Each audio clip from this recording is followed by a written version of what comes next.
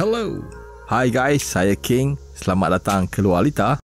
Situasi semasa pandemik COVID-19 dan pelaksanaan Perintah Kawalan Pergerakan PKP memberikan impak besar kepada banyak pihak.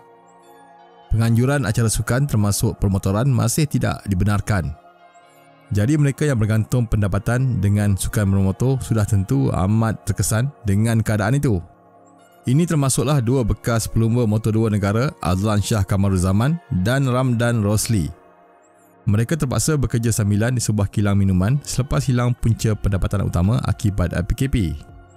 Memetik laporan harian Metro semalam, pendapatan Azlan Shah dikatakan terjejas teruk kerana tiada perlumbaan. Tambah perit, restoran ayam penyet yang diusahakan bersama isteri dan keluarganya terpaksa ditutup kerana beberapa masalah termasuk tidak cukup kaki tangan setelah pekerjanya menghilangkan diri.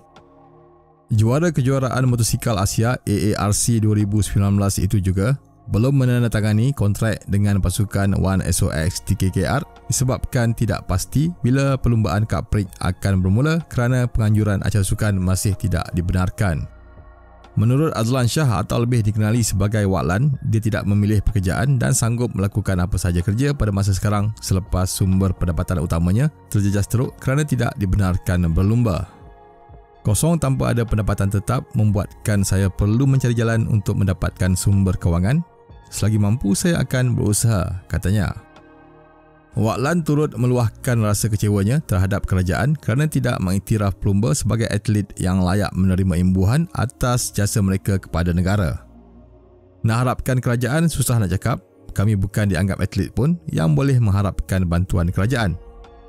Kami akan kekal di label sebagai mat motor. Untuk atlet dapat bantuan, mereka perlu wakil negara, kesukansi atau temasya lain.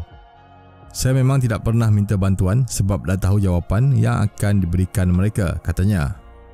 Menurut Waklan, kalau kerajaan benar-benar prihatin dengan kebajikan pelumba motosikal, sudah tentu ada pihak yang bertanya keadaan mereka pada masa ini tapi malangnya tak ada. Selama ini pun pelumba motor negara setakat buat luahan hati saja, kemudian retweet saja, itu sajalah yang kami dapat. Jadi saya harap sangat kerajaan buka mata lihat kehadiran kami sebagai pelumba atau atlet yang juga mengharumkan nama negara, ujarnya. Waklan pernah beraksi bersama pasukan Honda di Moto2 selama 3 musim.